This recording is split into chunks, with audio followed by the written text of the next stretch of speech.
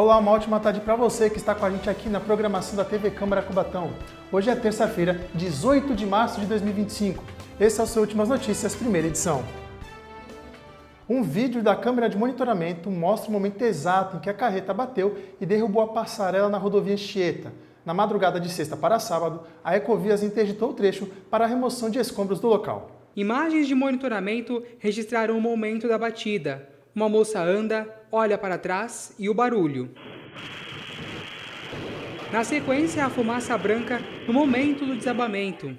O caminhão e a maior parte da estrutura da passarela que caiu ainda continuam às margens da via Anchieta, próximo ao ponto final da Fabril em Cubatão. Na noite de sexta para o sábado, a Ecovias bloqueou a Anchieta mais uma vez para continuar os trabalhos de remoção dos escombros no trecho.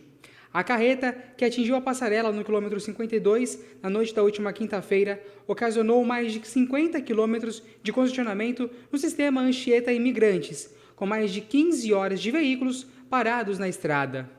Manhã de sábado, nossa equipe voltou aqui à via Anchieta. Do meu outro lado é possível ver os escombros da passarela que acabou caindo aqui na via. Na madrugada de hoje, a Ecovias realizou o trabalho então de limpeza. Os maquinários estão aqui na lateral, às margens da rodovia, e por aqui, diferente de ontem, o cenário é um pouco mais limpo. Esse trecho já foi então trabalhado pela concessionária, que esteve interditando a rodovia durante a madrugada para realizar esta limpeza. Então, bem diferente de ontem, os trabalhos já começaram a acontecer. Eu conversei agora há pouco com a concessionária, que disse que cerca de 10 dias por completo para que tire todos os escombros que aqui ficaram da passarela. Do outro lado da via, o cenário de destruição também chama bastante atenção.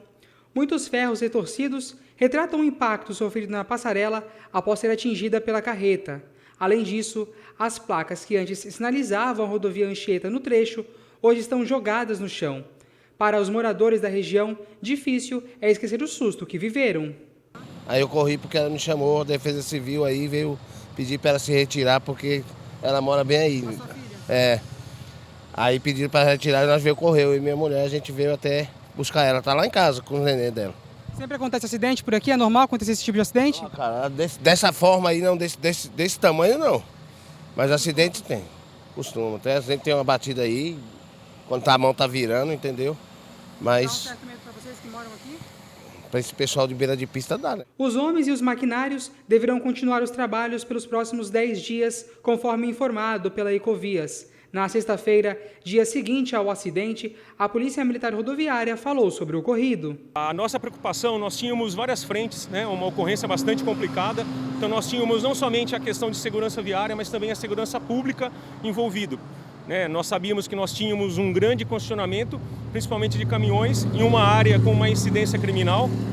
Então a nossa preocupação era, além de desobstruir, para que a gente agilizasse esse fluxo de veículos e causássemos a fluidez viária, nós fizemos um planejamento integrado juntamente com o policiamento territorial da área para que nós fizéssemos um trabalho preventivo. Então nós não tivemos nenhuma ocorrência de roubo durante a noite e até agora. O que nós tivemos foi um desentendimento entre dois caminhoneiros, entre dois motoristas de caminhões.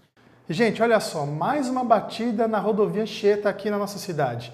Uma carreta bateu na traseira de um caminhão, causando mais de 20 quilômetros de congestionamento. Segundo informações da Agência de Transportes do Estado de São Paulo, o acidente aconteceu na altura do quilômetro 43 e não há informações sobre como ambos os veículos colidiram.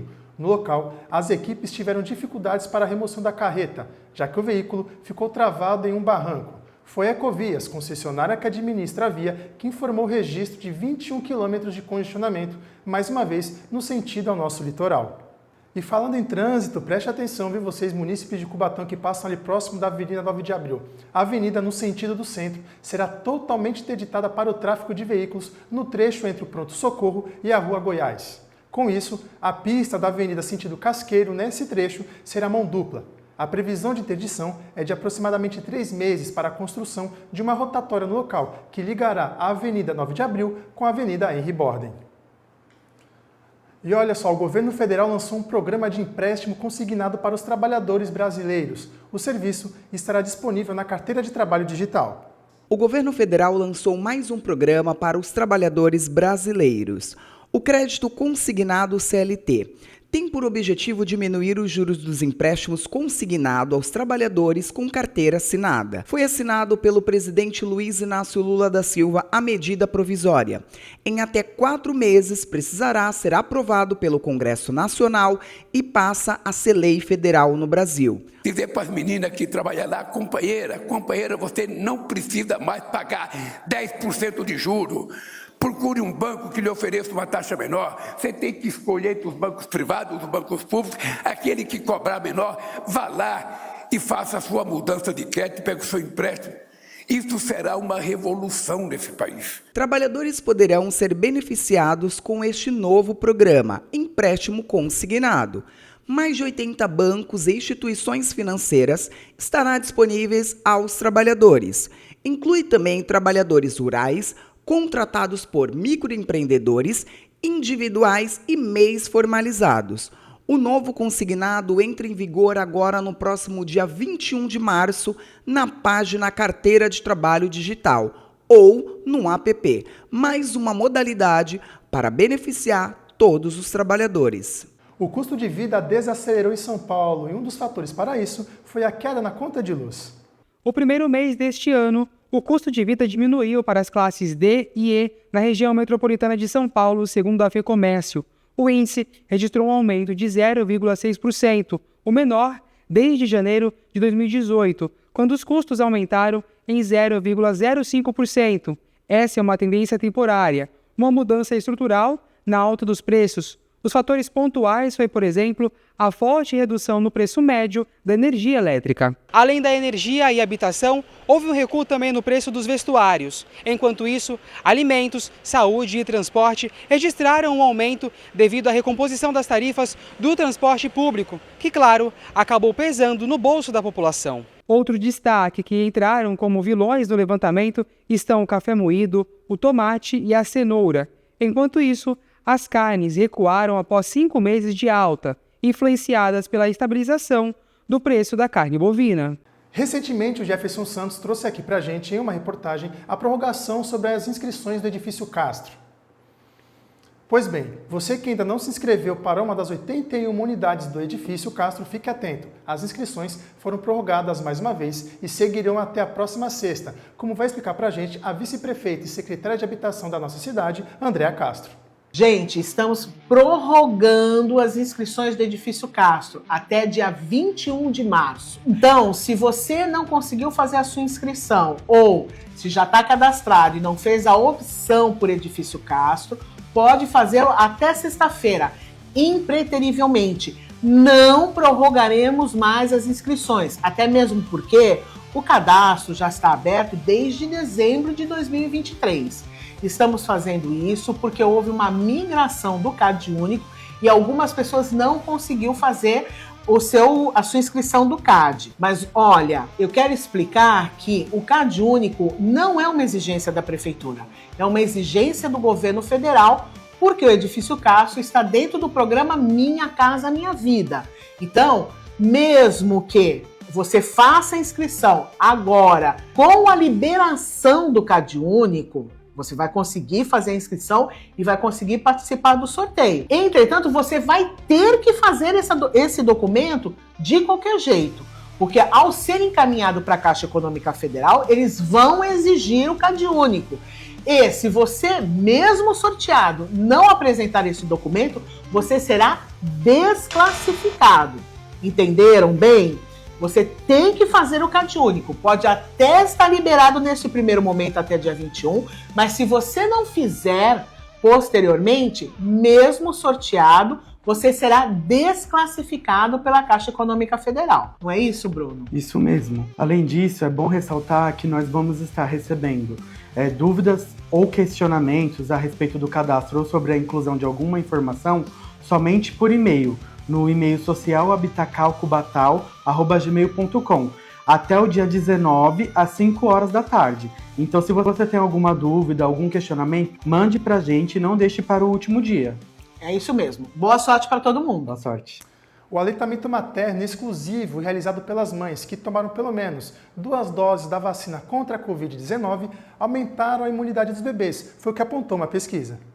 Um estudo realizado por pesquisadores do Instituto Nacional de Saúde da Mulher, da Criança e do Adolescente, Fernandes Figueira, destacou os benefícios do aleitamento materno no fortalecimento dos bebês contra a Covid-19. A pesquisa foi realizada com mulheres vacinadas e indicou que o leite materno exclusivo possui anticorpos neutralizantes contra a doença, sendo uma defesa natural e eficaz contra o vírus. O aleitamento materno exclusivo é quando os bebês são alimentados apenas com o leite da mãe, sem sucos, chás ou outros alimentos. A pesquisa revelou que mulheres vacinadas com 2 ou mais doses de vacinas contra a Covid-19 e que amamentam exclusivamente com leite materno apresentaram 22,6% de anticorpos neutralizantes, contra 16,1% das que não amamentam exclusivamente. Essa descoberta faz grande diferença na prevenção da doença, fazendo da amamentação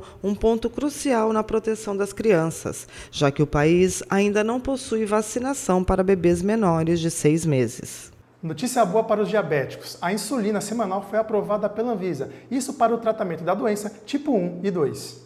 A Anvisa aprovou a primeira insulina semanal para o tratamento de pacientes adultos com diabetes tipo 1 e 2 no Brasil. Será possível substituir as aplicações diárias. Mesmo não tendo uma data de chegada da insulina semanal aqui no Brasil e nem o preço, temos a aprovação da Anvisa. Ao invés de picar 365 vezes por ano, seriam apenas 52 vezes. Isso já melhora em muito a qualidade de vida dos pacientes.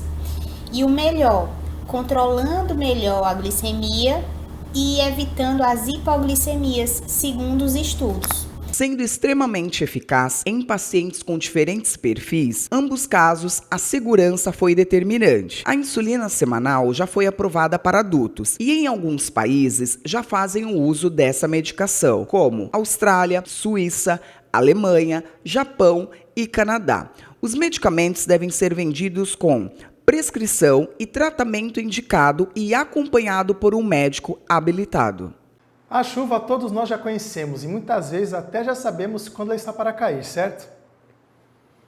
Mas você sabia que tem uma diferença entre a chuva que vem com a frente fria e aquele temporal que vem após um dia quente?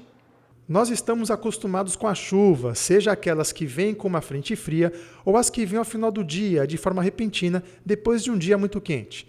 Mas você sabe o que difere uma da outra? O porta-voz da Defesa Civil do Estado de São Paulo, Maxwell de Souza, explica as características de cada uma. A gente tem que entender que primeiro nós temos as chuvas de frente fria, que são aquelas chuvas com aproximação de massa de ar frio, que sempre vêm pelo sul do país e avançam pelo continente, avançam pelo oceano, avançam pelo litoral. Estas chuvas de frente fria, elas tendem a ser chuvas carregadas de muita umidade e que perduram durante todo o dia. São chuvas com grande volume, ou seja, ao final do dia nós temos um grande volume de chuva e elas se espalham mais durante todo o dia. Então você tem chuva desde o período da manhã até o final da tarde. O céu fica mais carregado, mais fechado, o sol já não consegue incidir tanto sobre o solo e as temperaturas tendem a não subir tanto. Já os temporais, as tempestades, elas são chuvas de curta duração e muito carregadas de instabilidade, ou seja, os temporais eles vêm sempre acompanhados de raios, muita queda de descarga elétrica e também vendavais. Podem ter até quedas de granizo, dependendo de alguns pontos.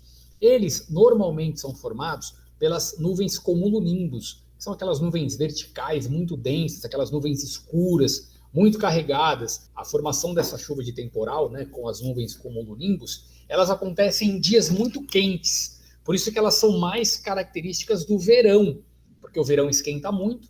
Então, quando nós não temos uma frente fria formada no litoral paulista, os dias tendem a esquentar muito e ao final da tarde, aquela brisa oceânica, ou seja, a umidade que sopra do oceano, ela adentra o continente. Essa umidade toda que entra no continente, que para quem está na praia é aquela brisinha, né? Olha que brisa gostosa ali, mas ela está gerando uma grande influência na atmosfera e ela está gerando nuvens carregadas. Como há um choque dessa umidade bem mais fria com a atmosfera que está muito quente, gera-se uma instabilidade muito grande e a formação dessas nuvens pesadas. E aí você tem a formação desses temporais, que são chuvas muito rápidas, mas muito fortes, com uma velocidade muito intensa e com ventos também muito intensos. Então, a grosso modo, os temporais se formam categoricamente em dias quentes, que nós tenhamos muita entrada de umidade pelo oceano. A população precisa compreender os efeitos disto no cotidiano, no dia a dia, e saber sinalizar, saber perceber essa mudança na atmosfera. Então, quando nós estamos falando de chuvas de temporais, o dia normalmente amanhece com o céu aberto e com muito calor. Então, para quem está no litoral, já é uma característica observar que no final do dia a possibilidade de uma formação de tempestade é grande. E como a pessoa nota isso? Com as nuvens carregadas no céu. A partir das 14, 15 horas, a pessoa já começa a observar no céu a formação de nuvens muito densas, muito pesadas, e elas tendem a escurecer muito. E aí, então, já é um indicativo de que nós teremos chuva. Maxwell de Souza ressalta a importância de ficar atento com as mudanças no tempo, já que nos temporais há uma grande incidência de queda de raios na nossa região. Nas fortes chuvas do dia 18 de fevereiro deste ano, por exemplo, foram registrados mais de 10 mil raios na nossa região. Raio solo, o raio nuvem solo, esse, claro, é o mais perigoso e o que, infelizmente, todo verão acaba fazendo uma vítima no nosso litoral. A população precisa compreender os efeitos disto no cotidiano, no dia a dia, e saber sinalizar, saber perceber essa mudança na atmosfera. Um sinal importante é esses raios, eles podem cair mesmo antes das chuvas começarem. Nós temos episódios em que o raio caiu na faixa de areia e não ter começado a chover ainda. Então, perceber o céu escurecendo com muitas nuvens é hora de sair. Muitas dessas nuvens, elas sinalizam os raios pelo clarão. As pessoas começam a ver ali claridade no interior da nuvem. Isso já é o sinal de que a descarga elétrica está acontecendo. É hora de sair da faixa de areia, é hora de sair do mar e procurar um local coberto, que não é o guarda-sol, porque ele é um para-raio. O local seguro é dentro de uma laje, embaixo de uma laje. Um comércio, um quiosque, um estacionamento, ou voltar para casa. Nada de ficar na faixa de areia e nada de ficar na rua. E muito menos do lado de árvore, porque elas atraem os raios. E aí você pode sofrer uma descarga elétrica. E agora vamos com as imagens lá do Pier do Jardim Casqueiro. Como você está vendo, nas 4 telas, o tempo está encoberto, muitas nuvens no céu da nossa cidade. Agora está fazendo aproximadamente 28 graus e a gente também pode acompanhar que a maré está até baixa, bem baixa ali a maré. E agora vamos ver como é que vai ficar o tempo na nossa previsão com a Cris Castanheira.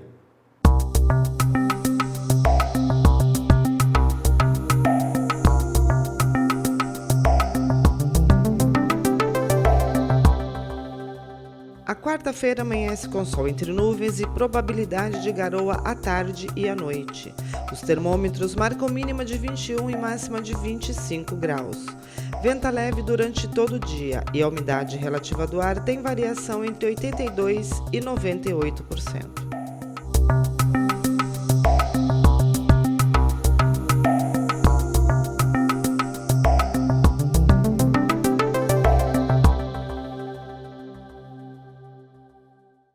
E agora vamos conferir as vagas do Pátio Cubatão para amanhã. O Pátio Cubatense está com 92 vagas em 12 funções, dentre elas 18 vagas para coordenação de planejamento, 16 para engenharia de projetos, 10 para mecânico de manutenção, 10 para soldador de manutenção, 10 para gerenciamento de projetos. Para concorrer às vagas, é necessário ter experiência na função que o candidato tem interesse. Além dessas oportunidades, o PAT tem mais opções. Para saber quais são, acesse o site cubatão.sp.gov.br/vagaspat. Os interessados nas vagas devem ir ao PAT de Cubatão das 9 da manhã até a 1 da tarde com o currículo atualizado em mãos. O PAT de Cubatão fica na Rua Dr. Fernando Costa, 1096, na Vila Couto. E agora vamos com esportes no seu N. E ontem foi realizado na sede da Conmebol, lá no Paraguai, o sorteio dos grupos, tanto da Libertadores quanto da Copa Sul-Americana. E o presidente do Peñarol, o senhor Inácio Rubio, misturou alhos com bugalhos e fez uma declaração muito infeliz antes da cerimônia.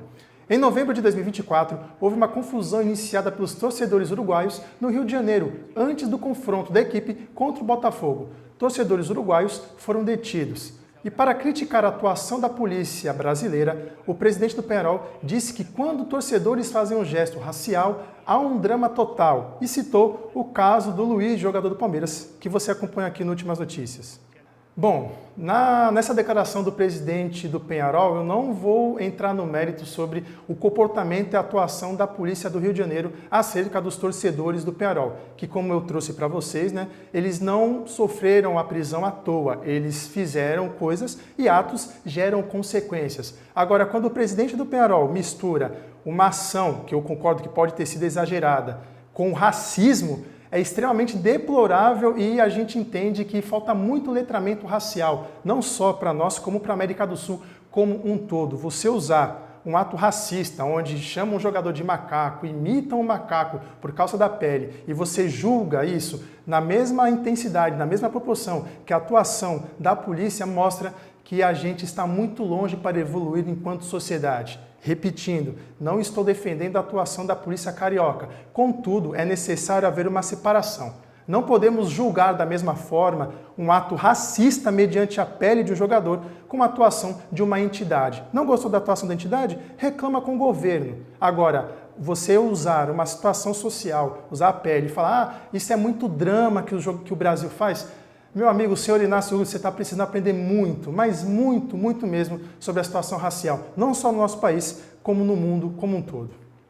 E olha, logo mais, a partir das 4 horas da tarde, teremos mais uma sessão ordinária aqui no plenário da Câmara Municipal de Cubatão, como nos conta o nosso repórter Washington Luiz. É isto mesmo, daqui a pouco, a partir das 16 horas, terá início a 7ª sessão ordinária de 2025. Um projeto de lei complementar de autoria do Poder Executivo e um projeto de lei do vereador José Lando Santos do Batoré está na ordem do dia. E é claro que você pode nos acompanhar sintonizando o canal 48.2 digital ou então acessando as nossas redes sociais, TV Câmara Cubatão, no Facebook e no YouTube. Então você já sabe, a partir das 16 horas terá início a 7ª sessão ordinária de 2025 e é claro que nós esperamos por você. Muito obrigado, Washington, e sendo assim, hoje não teremos a segunda edição do seu Últimas Notícias, que voltará amanhã a partir do meio-dia e meio com o nosso querido Jefferson Santos. Uma ótima tarde para você. Tchau!